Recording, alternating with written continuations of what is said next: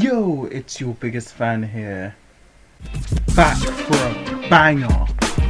I'm reacting to Is Goku really a trash character?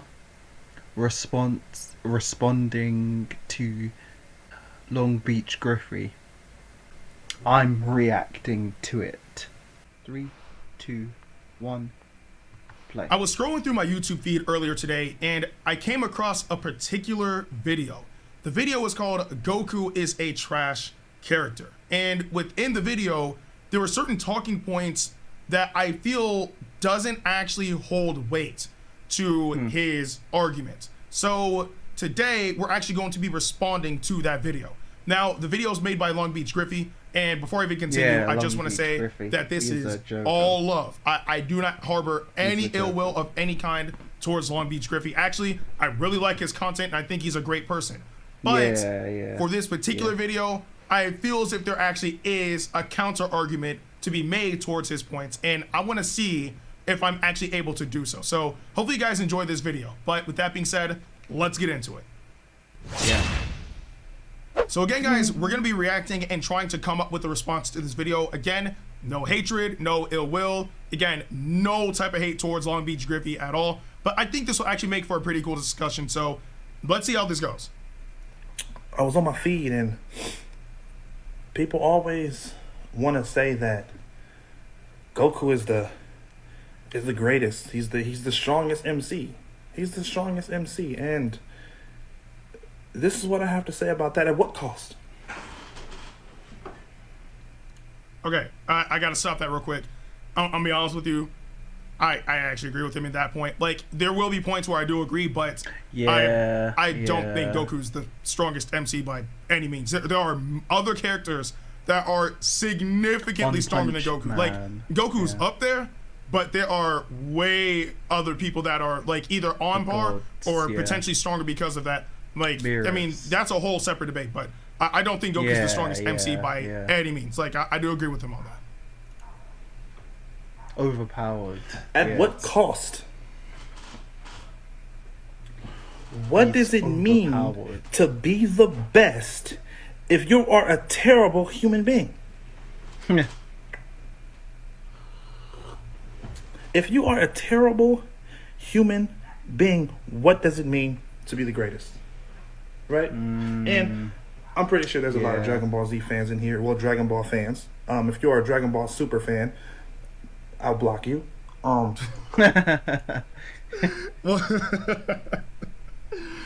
mean, hey, look, hey, he might have his own feelings about Super and all that stuff. Hey, that's his own opinion. But I actually think that that portion right there really dampens his argument, I should say, and I'll point that out later. It's just at what cost, right? And everybody disrespects Vegeta like he isn't the king of all Saiyans. Like he's the king of all Saiyans, right? I read a post on Twitter not too long ago, and that post said Goku is the strongest fighter, but Vegeta really won. He married into, and this is quote by quote, he married into a multi-billionaire family. His wife is bad as fuck. And literally, I'm quoting it word for word. His wife is bad as fuck, and his son is not a bitch. Okay, so, all right, I think this is where argument starts to actually kick in. So, yes, Vegeta was very lucky, right? You know, like we all know that Saiyans are attracted to strong-willed women, right? Hence why Goku's with Chi-Chi, Gohan's with Videl, Vegeta's with, Bulma. But him marrying her and, like, you know, having all this money doesn't necessarily mean that he won, right? Think about it. She has all the money in the world, right? She can practically have whatever she wants, but you also have access to the Dragon Balls that can completely overshadow anything that Bulma can offer to the table. Literally anything, right? It has, like, Bulma has all the money in the world, but can't bring people back from the dead, right? So, again, having money is one thing, but that's not, like, the end-all, be-all. And not only that, happiness is completely subjective, right? I mean, in Bulma's case and Vegeta's case, having all that money, sure, it makes their lives maybe easier. They have access to all these perks and whatnot, right? Goku enjoys the simple life. right? He enjoys living out in the boonies with Chi-Chi, who enjoys living there too. And not only that, even though Bulma has all this money, she has no idea how to cook. Whereas Chi-Chi's in the kitchen whipping, making all these like gigantic meals for her family of, you know, her own skill. The only thing Bulma is able to do is cook a pack of ramen.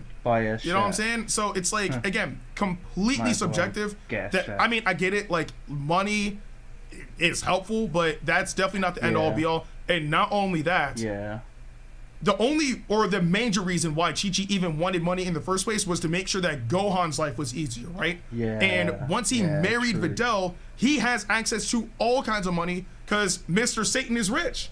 Like literally right below Capsule Corp is Mr. Satan because he's the savior of the world. So Gohan is living large and is doing good, right? They're fine. They're honestly fine. Although Chi-Chi still wants money and all that stuff. But again, it's to be able to further make Gohan's life comfortable. And he's already comfortable. So again, completely subjective. I really don't think that was a good point. Right? Trunks has remained the greatest throughout all of everything. GT. This nigga came back from the future to save motherfuckers, right? He came back from the future to save niggas, right? Not only that, his son was OP. This nigga Trunks beat Goten ass every single time. Every time they was playing around, beating his ass. Literally, Trunks was the alpha. He was the alpha between their friendship. Nigga, and you know why he was the alpha? Because Goku wasn't in his life enough. Okay. There's a lot to break down with that. So, it's no secret. It's no secret that Trunks is I'll say the quote unquote alpha of his relationship with Goten. Kid Trunks specifically, right? Makes sense. Trunks was alive, I believe, 1 year before Goten was born. So he had that advantage, you know. But when you think about it though, and if you're comparing, like, you know, because like Vegeta was in Trunks' life, but Goku wasn't in his son's life, you can throw Gohan in that mix as well. You have to remember. Oh, and he also threw in Future Trunks as well. So we'll try to throw all that in comparison with all this. So we'll say the two iterations of Trunks, Kid Trunks and Future Trunks. One did have access to his father being in his life, which is Kid Trunks. But you got to remember that though he was in his life, Vegeta really was still looking out for himself, right? I mean, he trained by himself, did everything by himself. I mean, but that's just in Vegeta's nature. It wasn't even until like we saw in the Buu saga that because Trunks landed a hit on Vegeta, he took him to the amusement park, right? And not only that, before Vegeta died by using Final Explosion on Majin Buu, he straight up said, "I have never held you once, even when you were a baby." The first time he has ever held his son was before he died, right? And with Goku literally embraced Gohan as much as he was able to until, you know, certain events happened and whatnot, right? So when he says that it's because, you know, Goku wasn't in Goten's life, you got to remember Goten's life was a lot more lax than Gohan's, for sure, right? Goten grew up in a time of peace. Obviously, same with Kid Trunks. But you have to remember Goten grew up without having to harbor the weight of the responsibility of taking care of the planet, right? And not only that, Gohan was still alive. So, and another thing too, I love Trunks, right? I love Future Trunks. I think he's a great character, right? Trunks. But I would not, like, Gohan is still the strongest half Saiyan. You know what I'm saying? Like, obviously, Future Trunks would be right next to him. But Gohan is still up there. He doesn't train, obviously. But, well, up until, like, you know, Super. But, again, he said he doesn't want to talk about Super. We're going to leave all of that behind, right? If we strictly stay focused on Dragon Ball Z, Gohan is exponentially stronger than Trunks in every regard. And not only that, you have to remember that Trunks would have never been able to learn how to fight if it wasn't because of the character that he thinks is like, you know, like a pawn or whatever the case may be, which is Gohan.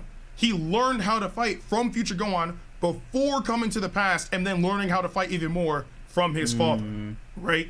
And last time I checked, like, this man Gohan was out here stronger than all the other Z Warriors. You know what I'm saying? Or at least during, I will say, the Cell Saga. But we'll get to that in a bit. But to say that Trunks is, like, the greatest of them all, in terms, I would say, in half Saiyans and whatnot, and comparing that to Gohan, and strictly focusing on Dragon Ball Z, I don't agree with that at all. Let's talk about Gohan. Literally, Gohan, this nigga Gohan almost died. This nigga Gohan almost died on planet Namek because this nigga Goku decided, oh, I just need a little bit more time. I need a little bit more time to get recuperated. Nigga, fuck you, bitch. Fuck you for what? For what? Okay, this is gonna be a quick point. Oh my goodness. Okay, so yes, obviously, like, it was Gohan and everybody else who was fighting. They did almost down Namek because Goku hasn't recuperated yet. But you have to realize, though, like, if everybody's, like, you know, fairly battered, right? You know, they're all weakened from all their battles and whatnot, and Goku comes through and doesn't decide to recuperate. Like, if he decided, like, you know what, I'm only gonna go 50% and then head into battle, more than likely his assistance would not help by any means, right? You got to think think realistically. It makes no sense for somebody who's injured to try to go into a battle with everybody else who was injured. At that point, you really don't contribute, right? If you're able to get just enough time to be able to heal, that greatly can increase your chance of being able to come out successful. Now, granted, this is anime, so literally there is plot armor and all that stuff, but realistically speaking, if Goku didn't recuperate, he would really have not contributed much to that battle, and they probably all would have gotten wiped out. But it is what it is. If you was a real nigga, you'd be out there on the field. Why didn't everybody else get a chance to recuperate? You know why? Because plot armor. Because fucking plot armor. Again, I said that earlier. Goku's gonna save everybody. He's the main character. And then they off my nigga Vegeta, bro. They be treat. I'm sorry, y'all. I'm about to start crying. They be treating this nigga like shit every fucking time. This nigga comes second to Goku every single time. But just like the post said, this nigga's been winning. Okay, again, I already explained the whole winning part, but I do agree with him on that. I don't understand why they do Vegeta so dirty. I really don't get it, bro. Like, Vegeta, he's had so much character development within Dragon Ball. It's actually insane. But they give him the shaft every single time. Every chance that they get to give him the shaft, they give him the shaft. Especially in, Resurrection F. They literally, Vegeta had his moment to shine, and they stripped that away from him and still gave it to Goku. So, no, in terms of him saying that they do Vegeta wrong, completely agree. They need to stop doing that, because that's actually crazy. He's been winning. But back to Gohan, because I'm going off the scales, right? This nigga Gohan, literally, nigga, this nigga Goku has not been in Gohan life, and we all know that. I don't have to say that. I don't have to say that to y'all. Y'all know already. If y'all watch Dragon Ball, y'all know already. This nigga is not in his son's life, bro. This nigga is so not in this nigga's son's life that when Gohan showed up to fight Cell in the Cell games, Gohan dressed like Piccolo. Okay, I don't think that's a strong argument at all. Whether or not somebody decides to dress like somebody else is completely irrelevant. That can be completely based on somebody's style or something like that. That's like saying, like, if somebody grew up with their dad, right, and their dad dresses with Nike and whatnot, right, and this son wants to rock some Uspas, that's on them. You know what I'm saying? That doesn't really implement or determine whether or not the person was in that person's life or not, like, at all. That is completely subjective based on how somebody's style is. He decided that he likes the style of Piccolo more, so he rocked that outfit. That has no correlation as to whether or not Goku was in his life or not. And even at that, when Goku died when he fought Raditz, and Piccolo took him to train him and all this stuff before Vegeta and Nappa came through, the outfit he survived in the wilderness was Goku's outfit. Like, am I missing something? Like, that's completely subjective, 100%.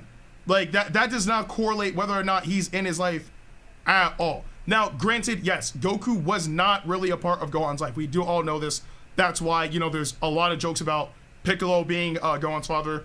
You know, funny memes and all that stuff does hold truth to it. It does. But you also got to remember, Vegeta wasn't a part of Future Trunks' life for a longer period of time than Goku was a part of Gohan's. Remember that in the Saiyan Saga, Gohan was introduced by Goku bringing him over to the Kame House and showing him to everybody over there before he got attacked, and you know, Raditz took him away, in which Goku sacrificed himself to save Gohan, right? That was a sacrificial moment.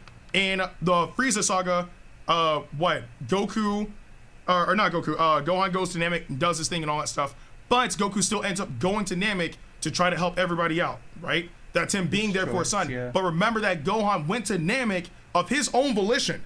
Regardless of what Chi-Chi was saying to Gohan, he still went to Namek of his own volition. And even through that, Goku still went to Namek to try to help everybody out, which means that he was trying to be there for his son. Cell Saga, Goku was absolutely there. Leading 100%, he was there the whole time up until the end. And even at that, in which he sacrificed himself for his son, which even at that, there's a point that I'm going to make, but I'll get back to that after he talks about it. But Goku was there for his son. It's a shock. And for the Buu Saga, Goku was dead.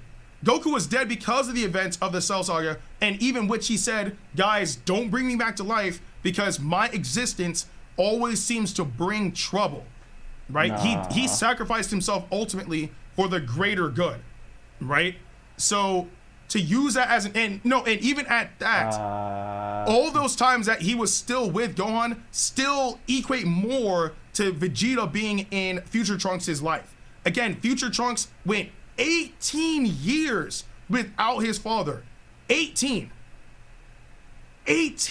The androids. That is insane. Like, Vegeta, yes, he died trying to protect everybody from the androids in the future, but Trunks still grew up without a father for a multitude of years, significantly longer than Gohan. So to try to use that as an argument doesn't hold weight. It's their fault. Yeah. He fucking dressed like Piccolo, nigga.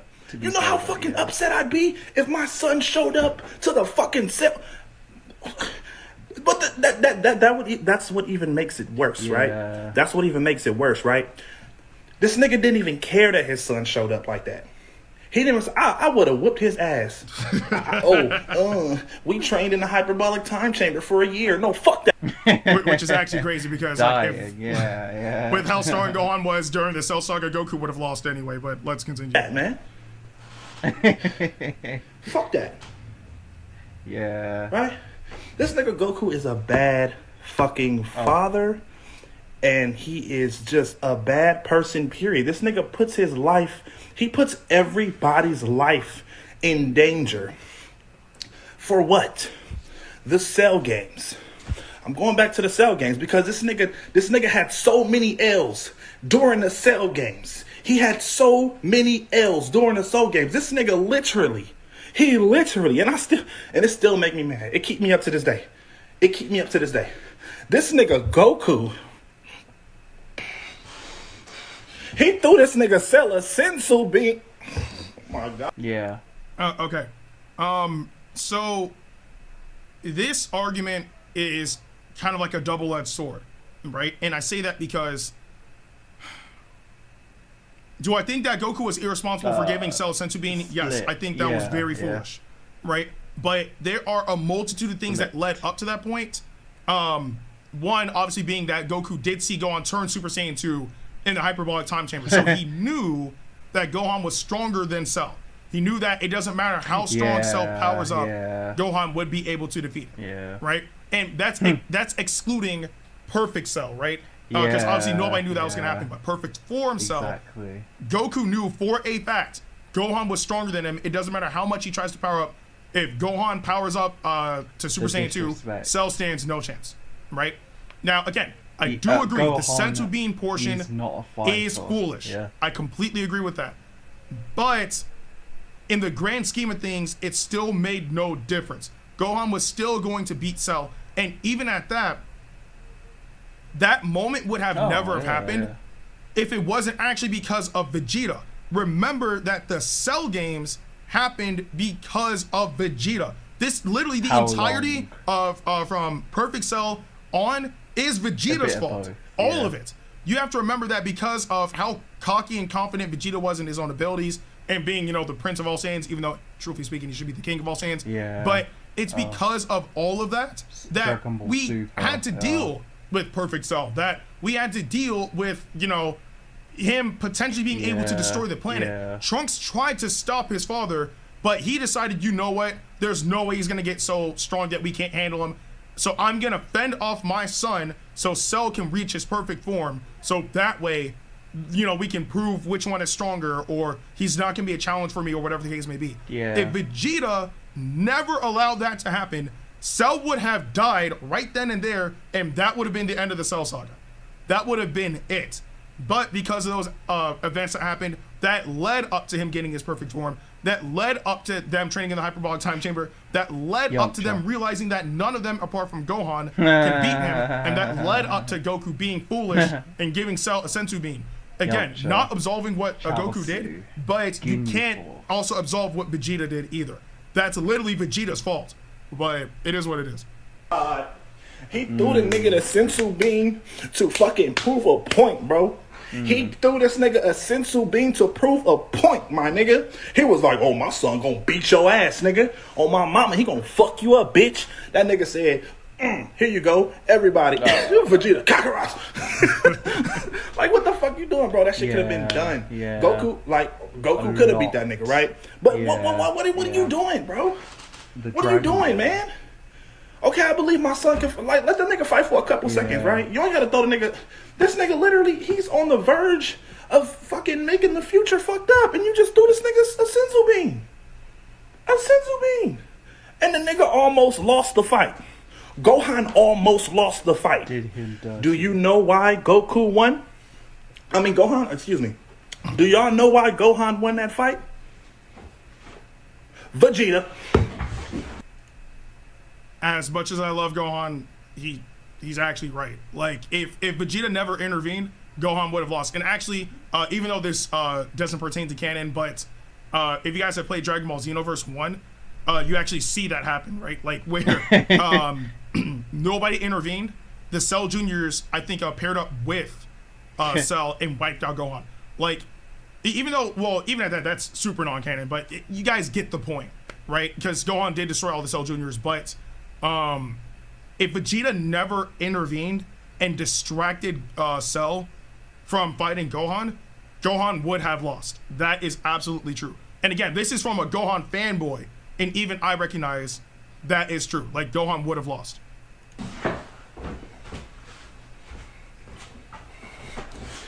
If Vegeta would have never distracted that nigga with that little weak ass beam, that nigga would have never been able to do the father-son Kamehameha. That wasn't even a father-son Kamehameha blast. That was a fucking abandoned dad. This nigga has abandonment issues. And then they nerf. Oh my god! Now we're talking about the series. And then they nerf Gohan. They nerf Gohan. And then the next arc over, this nigga gets his ass fucking absorbed by fucking Boo. And then the nigga in GT become a fucking teacher. Oh my god. All right, let's be serious. Again, I love Gohan, but they did nerf him. They definitely did nerf him. Apart from Ultimate Gohan, because if I'm not mistaken, Ultimate Gohan is stronger than Super Saiyan 2 Team Gohan. But even though they nerfed him, you got to remember that ultimately Gohan's goal was to become a scholar. You know what I'm saying? And again, he lived in times of peace. Like, he wasn't like, you know, super focused on like trying to protect the Earth, because the Earth was safe for so long. He had the leisure to be able to, you know, focus on what he really wanted to do, again, which was become a scholar. He went to school, you know, did his thing, all that good stuff, right? So I'm not denying the fact that they did nerf him, and they nerfed him pretty heavily leading up until he became Ultimate Gohan. Even Vegeta pointed out that Gohan was nowhere near as strong as he was during the Cell games, but that was obviously before he got Ultimate Gohan. But yeah, like, it's Gohan was able to like try to pursue his dream of becoming a scholar by continuing his studies, then being able to go to public school and all that stuff. And even at that, because of all that, he met his future wife, Fidel. True. My God, oh my God. True. Y'all. True. I get on here to say this. Bro. Goku is literally the worst character in all of anime. Okay. All right, Yeah. come on now. Like, we all know that's cap. We all know that's cap. I mean, again, I'm not sitting here saying that Goku is the greatest character by any means. Of course not. Right? Like, Goku Tournament absolutely of has power. some solid flaws. Right? But he's definitely not the worst character in all of anime. yeah. There are characters Universe. significantly worse than Goku. Like, by a large margin. So, again, I'll let you guys do that research, but exactly, there are definitely characters out there who are worse than Goku. to Much get worse. stronger. He may be the most OP Yeah. character. He may be the most OP character, but he is literally the worst. Go back and watch Dragon Ball Z. Yeah. Y'all gonna see what the fuck I'm talking about. Y'all gonna see what I'm talking about. Vegeta, oh my god. Facts. Oh my god. Oh Jesus Christ. I mean, if anybody want to step in and see how Goku is not is not, a piece of shit, I'd be happy to talk to y'all, but I'm just letting y'all know, bruh. This nigga Goku is a trash person, dog. This nigga is a trash character. He is trash. He is garbage. I don't care what nobody say. Goku can be the strongest fucking character in all of anime. It doesn't matter because he's a piece of shit character, bruh. I would even argue that Midoriya is a better character. Yeah. If he's talking about in terms of character development, I agree. Because Midoriya did go from weak and defenseless to very powerful, and he's still training to get better. Personally speaking, right? And, you guys may disagree with that. You're completely open to have your own opinion. I actually do agree with that. Yeah. I actually do agree with that. 3. Deku does show much more character development than Goku does. Right? Goku gets stronger. Let me pause it. I can see their points. Yeah. Griffys and the guy. Yeah. It's a long video, yeah. Anyway, guys, please like and subscribe and see ya.